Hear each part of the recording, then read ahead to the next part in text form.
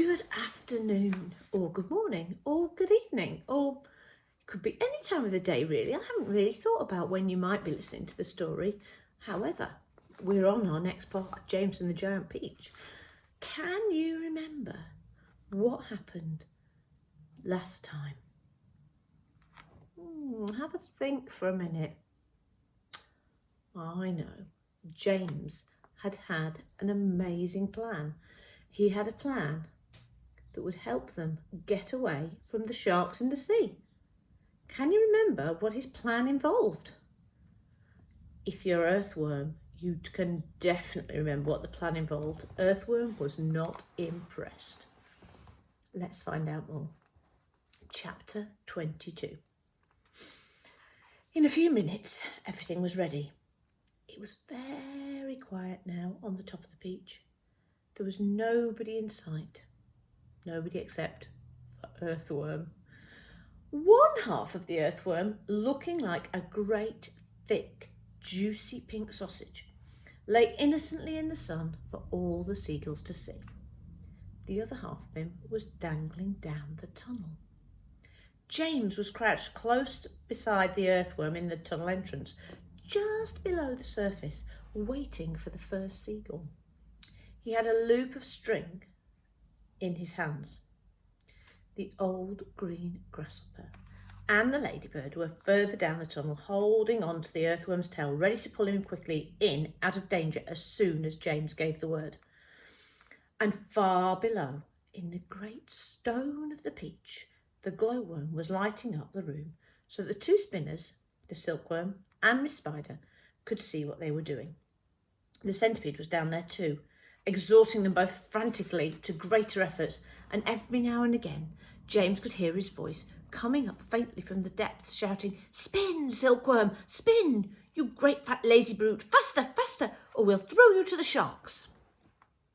"Here comes the first seagull," whispered James. "Keep still now, Earthworm, keep still. The rest of you get ready to pull." "Please don't let it spike me," begged the Earthworm. I won't. Shh. Out of the corner of one eye, James watched the seagull as it came swooping down towards the Earthworm. Then suddenly, as it was so close that he could see its small black eyes and its curved beak, and the beak was open, ready to grab a nice piece of flesh out of the Earthworm's back. "Pull!" shouted James. The old green grasshopper and the ladybird gave the Earthworm's tail an enormous tug, and like magic the Earthworm disappeared into the tunnel. At the same time, up went James's hand, and the seagull flew right into the loop of silk that he was holding out. The loop, which had been cleverly made, tightened just the right amount, but not too much, around its neck, and the seagull was captured. "Hooray!" shouted the old green grasshopper, peering out of the tunnel. "Well done, James!" Up flew the seagull, with James paying out the silk string as it went. He gave it about 50 yards and then tied the string to the stem of the peach, just like this. There he is, look. "Nice! Next one," he shouted, jumping up back into the tunnel. "Up you get again, Earthworm. Bring up some more silk, Centipede." "Oh, I don't like this at all," wailed the Earthworm. "It only just missed me. I even felt the wind on my back as it went swishing past." "Shh," whispered James. "Keep still. Here comes another one." So they did it again, and again, and again, and again. The seagulls kept coming, and James caught them one after the other, tethering them to the peach stem. 100 seagulls, he shouted, wiping the sweat from his face. "Keep going," they cried. "Keep going, James." 200 seagulls. 300 seagulls. 400 seagulls. The sharks, as though sensing they were in danger of losing their prey, were hurling themselves at the peach even more furiously than ever, and the peach was sinking lower and lower still in the water. 500 seagulls, James shouted. "Silkworm says she's running out of silk," yelled Centipede from below. "She says she can't keep it up much longer, nor can Miss Spider." "Tell them they've got to, James answered. They can't stop now. We're lifting, somebody shouted. No, we're not. I felt it. Put on another seagull, quick. Quiet, everyone, quiet. Here's one coming now. This was the 501st seagull, and the moment that James caught it and tethered it to the stem with all the others, the whole enormous peach suddenly started to rise up slowly out of the water. Look, here we go. Hold on, boys. But then it stopped. And there it hung. It hovered and swayed and went no higher. The bottom of it was just touching the water. It was like a delicately balanced scale that needed only the tiniest push to tip it one way or the other. One more will do it, shouted the old green grasshopper looking out the tunnel. We're almost there. And now came the big moment. Quickly, the 502nd seagull was caught and harnessed to the peach stem. And then suddenly, but slowly, majestically, like some fabulous golden balloon, with all the seagulls straining at the string above, the giant peach rose up, dripping out of the water, and began climbing towards the heavens. Chapter 23. In a flash, everyone was up on top. Oh, isn't it beautiful, they cried. What a marvellous feeling. Goodbye, sharks. Oh boy, this is the way to travel. Miss Spider, who was literally squealing with excitement, grabbed Centipede by the waist, and the two of them started dancing around and round the peach stem together. The Earthworm stood up on his tail and did a sort of wiggle of joy all by himself. The old green grasshopper kept hopping higher and higher in the air. The ladybird rushed over and shook James warmly by the hand. The glowworm, who at the best of times was a very shy and silent creature, sat glowing with pleasure near the tunnel entrance. Even the silkworm, looking white and thin and completely exhausted, came creeping out of the tunnel to watch this miraculous ascent. Up and up they went, and soon they were as high as the top of a church steeple above the ocean. I'm a bit worried about the peach, James said to the others as soon as all the dancing and shouting had stopped. I wonder how much damage those sharks have done to it underneath. It's quite impossible to tell from up here. Why don't I go over the side and make an inspection, Miss Spider said. It'll be no trouble at all. I assure you. And without waiting for an answer, she quickly produced a length of silk, attached it to the end of the peach stem. I'll be back in a jiffy, she said. And then she walked calmly over to the edge of the peach and jumped off, paying out the thread behind her as she fell.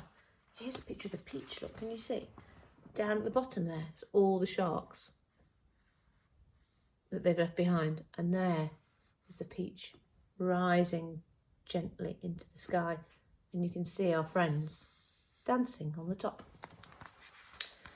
The others crowded anxiously round the place where she'd gone over. Wouldn't it be dreadful if the thread broke? The ladybird said. There was a rather long silence. Are you all right, Miss Spider? Shouted old green grasshopper. Yes, thank you. Her voice answered from below. I'm coming up now. And up she came, climbing foot over foot up the silk thread. And at the same time, tucking the thread back cleverly into her body as she climbed past it. Is it awful? They asked her. Is it all eaten away? Are there great holes in it everywhere? The spider clambered back onto the deck with a pleased but also rather puzzled look on her face. You won't believe this, she said, but actually there's hardly any damage down there at all. The peach is almost untouched. There are just a few tiny pieces out of it here and there, but nothing more. You must be mistaken, James told her. Of course she's mistaken, the centipede said. I promise you I'm not, Miss Spider answered. But there were hundreds of sharks around us. They churned the water into a froth. We saw their great mouths opening and shutting. I don't care what you saw, Miss Spider answered. They certainly didn't do much damage to the peach. Then why did we start sinking? The centipede asked. Perhaps we didn't start sinking, the old green grasshopper suggested. Perhaps we were all so frightened that we simply imagined it. This, in point of fact, was closer to the truth than any of them knew. A shark, you see, has an extremely long, sharp nose, and its mouth is set very awkwardly underneath its face and a long way back. This makes it more or less impossible for it to get its teeth into a vast, smooth, curving surface such as the side of the peach. Even if the creature turns on its back, it still can't do it because its nose is always getting in the way. If you've ever seen a small dog trying to get its teeth into an enormous ball, then you'll be able to imagine roughly how it was with the sharks and the peach. It must have been some kind of magic, the ladybird said. The holes must have healed up all by themselves. Oh, look, there's a ship below us, shouted James. Everyone rushed to the side and peered over. None of them had ever seen a ship before. It looks like a big one. It's got 3 funnels. You can even see people on the decks. Let's wave to them. Do you think they can see us? Neither James nor any of the others knew it, but the ship that was now passing beneath them was actually the Queen Mary, sailing out of the English Channel on her way to America. On the bridge of the Queen Mary, the astonished captain was standing with a group of his officers, all of them gaping at the great round ball hovering overhead. I don't like it, the captain said. Nor do I, said the first mate. Do you think it's following us? Said the second officer. I tell you I don't like it, muttered the captain. It could be dangerous, said the first officer. That's it, cried the captain. It's a secret weapon. Holy cats, send a message to the Queen at once. The country must be warned. And give me my telescope. The first officer handed the telescope to the captain. The captain put it to his eye. There's birds everywhere, he cried. The whole sky is teeming with birds. And what in the world are they doing? And wait a second. There are people on it. I can see them moving. There's Do I have this darn thing focused right? It looks like a little boy in short trousers. Yes, I can distinctly see a little boy in short trousers standing up there. And there's a